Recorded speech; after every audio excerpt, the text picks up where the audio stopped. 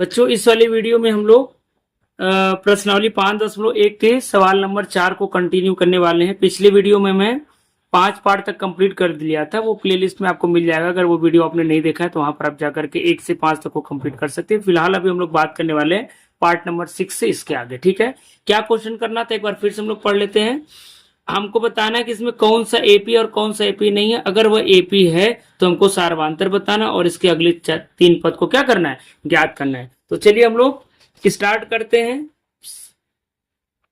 छठवां वाला पार्ट जो कि हमारा यहाँ पर दिया हुआ है। तो हम लोग क्या करते हैं, सबसे पहले हम लोग यहाँ पर कॉमन डिफरेंस यानी सार्वधातुक निकालते हैं और देखते हैं कि हर जगह वो समान आ रहा है कि नहीं आ रहा है। मतलब दूसरे में से पहले को घटाएंगे, तीसरे में से दूसरे को, चौथे में से तीसरे को। ठीक है, अगर ये बराबर आ गया तो बोलेंगे ये एपी है और अगर ये बराबर नहीं है तो ये एपी नहीं है। फिर इसके बाद आगे क्या करना मैं आपको बताता हूँ। एक एक करके चीजों को समझते रहिए। ये सारे पार्ट में आपको इतना आसान भाषा में इतने आसान तरीके से बताने वाला हूं कि आपको मजा आ जाएगा और हमेशा के लिए आपका ये क्वेश्चन तैयार हो जाएगा। तो चलिए हम लोग इसको A1 बोलेंगे, इसको A2 बोलेंगे, इसको A3 बोलेंगे और इसको A4 बोलेंगे। ठीक है, तो A2 में से हम लोग A1 को घटाएंगे। A2 कितना है 0.22, इसमें से माइनस करना 0.2। अगर आप देखिए इसमें से इसको घटाते हैं तो आपको 0.2 नीचे लिखेंगे तो 2 में से 2 जाएगा 0, यहाँ पर कितना बचेगा 2 बचेगा, यानी 0.02 उत्तर आपका आने वाला है। आपको नहीं समझ में आ रहा है तो आप ऊपर नीचे लिख करके भी इसको घटा सकते हैं। तो 0.2 इसके नीचे लिखेंगे, 2 में से 2 जाएगा 0, यहाँ पर 2 बचेगा। ठीक है, अब हम लोग क्या करेंगे, A3 में से A2 को माइनस करेंगे। A3 आपका क्या है 0.222 और घटाना 0.22 को घटाना है। तो फिर देखिए जब 0.22 को घटाओगे 2 0 आ जाएगा और 1 2 बचेगा, तो उत्तर क्या आएगा 0.002। अब यहीं पर आप देख सकते हैं कि क्या ये दोनों उत्तर समान आया।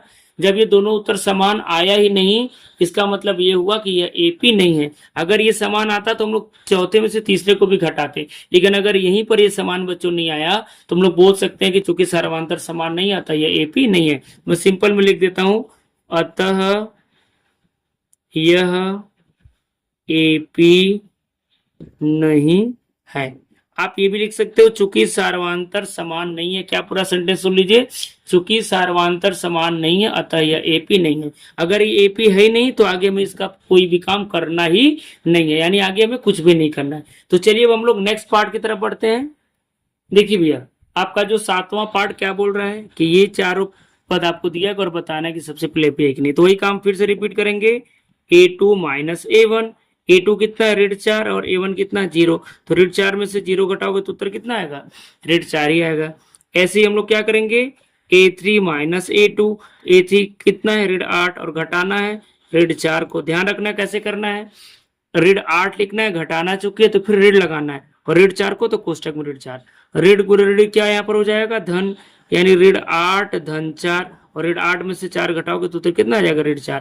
देखिए ये दोनों मान इस बार बराबर आ गया। अब तीसरे को भी आप निकाल लेंगे, A4 माइनस A3, तो A4 कितना है 12 और ऋण कितना करना है 8, यही है ना। देखिए चौथे में से तीसरे को हम लोग घटा रहे हैं तो ऋण गुण ऋण क्या हो जाएगा फिर से धन, तो 12 और धन 8, 12 में से 8 घटाओगे तो 4। तो यहाँ पर देखिए हर जगह सर्वांतर क्या आ गया, समान आ गया। तो फिर से आप लिखोगे चूंकि सर्वांतर समान है या बराबर है, दोनों लिख सकते हैं, अतः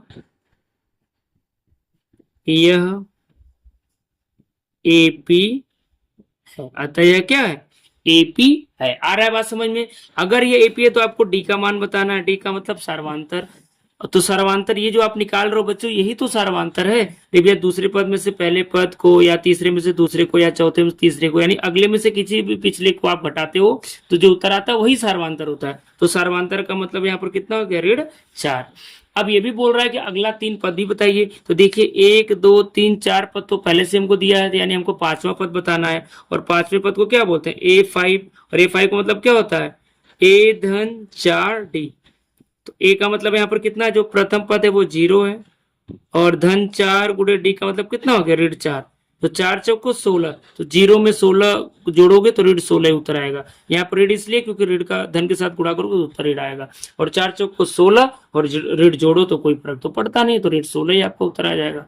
ठीक है, अब चलिए हम लोग अगला पद निकालते हैं 6वां। इसको क्या बोलेंगे A धन 5D।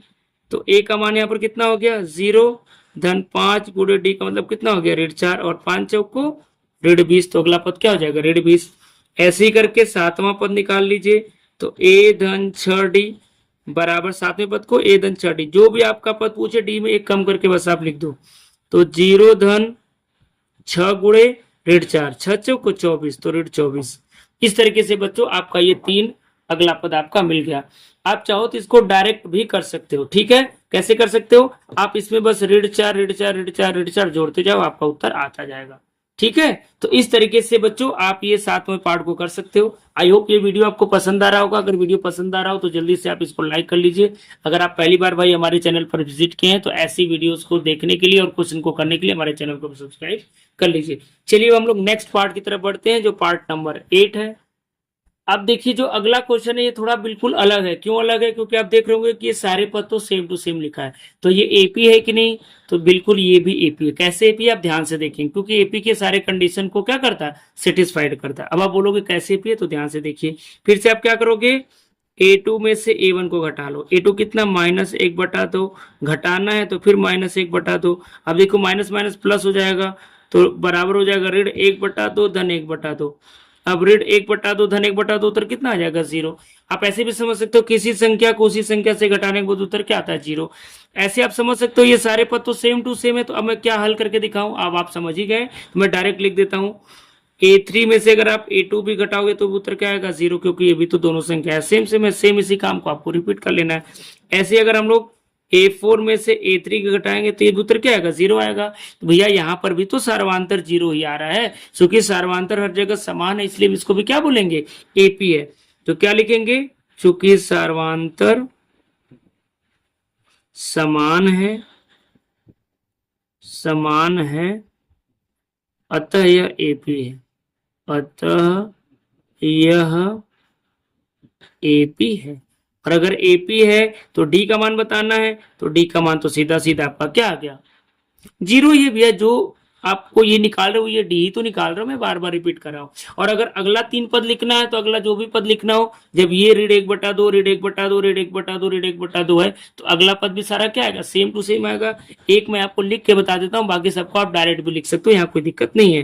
तो यहाँ पर 5वें पद को कैसे लिखते हैं बताओ, ए धन 4d। मैं एक बार तरीके से आपको लिख के बता देता हूँ। तो ए का मतलब ऋण 1/2 और धन 4 गुणे डी का मतलब 0।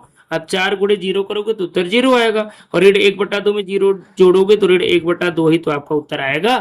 तो इस तरीके से आप छठवां पद भी बोल सकते हो कि ऋण 1/2 ही आएगा, और सातवां पद भी क्या बोल सकते हो, ऋण 1/2 ही आएगा। इस तरीके से आप इस पार्ट को आसानी से कंप्लीट कर सकते हो। आई होप आप इंजॉय कर रहे होंगे, आपको सारे क्वेश्चन अच्छे से समझ में भी आ रहे होंगे। अब चलिए हम लोग नेक्स्ट पार्ट की तरफ बढ़ते हैं, जो पार्ट नंबर 9 है। तो बच्चों हम लोग अब बात करेंगे पार्ट नंबर 9 का, और ये ध्यान से देखिए एपी है कि नहीं। वैसे ये एपी नहीं है, साफ साफ दिख रहा है। कैसे एपी नहीं है, देखिए a2 में से हम लोग क्या कर लेते हैं, a1 को माइनस कर लेते हैं। तो 3 में से 1 घटा लो, उत्तर कितना आ जाएगा 2। अभी आसान, इसलिए मैं थोड़ा इसको जल्दी जल्दी कर रहा हूँ, ठीक है, क्योंकि वीडियो को लंबा करने से तो कोई मतलब है नहीं। मेन हमारा पर्पज है आपको समझाना, और आई होप आप 4 पार्ट करके अच्छे से समझ भी गए होंगे। तो a2 में से a1 घटा दिया, यानी 3 में से हमने 1 घटा दिया, उत्तर 2 आ गया। ऐसे ही a3 में से a2 अगर हम घटा लें तो 9 में से आप 3 घटा लो, उत्तर कितना आ जाएगा। अच्छा, अब यहीं पर देख लो सर्वांतर समान आया क्या। अब सर्वांतर समान ही नहीं है, इसका मतलब ये एपी नहीं है। तो क्या लिखोगे, चूंकि सर्वांतर समान नहीं है, समान नहीं है अतः यह एपी नहीं है, अतः यह एपी नहीं है। अब जब एपी नहीं है तो आगे हमें कुछ करना ही नहीं है, यानी आगे कुछ हमको फर्दर सॉल्व भी नहीं करना, ठीक है। तो चलिए हम लोग नेक्स्ट पार्ट की तरफ बढ़ते हैं।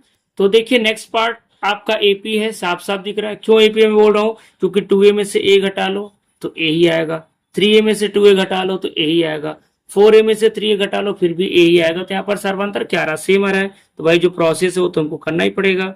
तो a2 - a1 कितना आ जाएगा, 2a - a, आंसर 2 आ गया।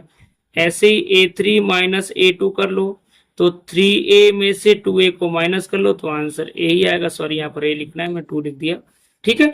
2a में से a घटा लो, a आया, 3a में से 2a घटा लो, ये फिर है, 4a में से फिर घटा लो, एक और कर लो। चूंकि ये दोनों सेम आ गया तो हम लोग आगे भी कर लेते हैं। a4 में से a3 आप घटा लो, तो यानी 4a माइनस 3a। अब 4 में से 3 घटाओगे तो उत्तर एक a ही तो आएगा। तो इस तरीके से देखिए सर्वांतर समान आ गया, इसलिए यह क्या AP है। तो फिर से लिखेंगे, चूंकि सर्वांतर समान है अतः यह AP है, अतः यह AP है। ठीक है बच्चों, ये AP है। अब अगर AP है तो D का मान बताना है, तो D का मान A ही है, क्योंकि ये जो निकाल रहे हैं वही तो D होता है। अब अगला 5 पद लिखना है, सॉरी 3 पद लिखना है 5वें पद से, 5वां 6वां 7वां। तो A5 को क्या बोलते हैं, A धन 4D। A का मतलब A हो गया, धन 4 और D का मतलब भी A हो गया। अब 4A में A के जोड़ लो तो कितना आ जाएगा, 5 है। ऐसे ही करके अगर मैं 6वें का बात करूं तो 5 है, देखो 1 है, 2 है, 3 है, 4 है, 5 है, तो अगला क्या हो जाएगा, 6 है। अगर आप इसको हल भी करोगे तो उत्तर ही आएगा, ये आपका 7 हो गया। इस तरीके से हमारा ये अगला 3 पद हो गया। आया समझ में, बहुत जल्दबाजी तो नहीं हो रहा है ना। आई होप आपको समझ में आ गया होगा भैया। देखिए A2 है, 3 है, 4 है और ये 5 है, तो अगला 6 है और 7 है। इसी प्रोसेस से अगर आप हल करते हो तो उत्तर आपका यही आएगा। ठीक है, इस वीडियो में यहीं तक। अगर आपको वीडियो पसंद आया हो तो वीडियो को जल्दी से लाइक कर लीजिए। अगर आप पहली बार हमारे चैनल पर विजिट किए तो चैनल को भी सब्सक्राइब कर लीजिए। ठीक है, नेक्स्ट वीडियो में अगले पार्ट्स के साथ मिलेंगे, तब तक के लिए थैंक यू सो मच।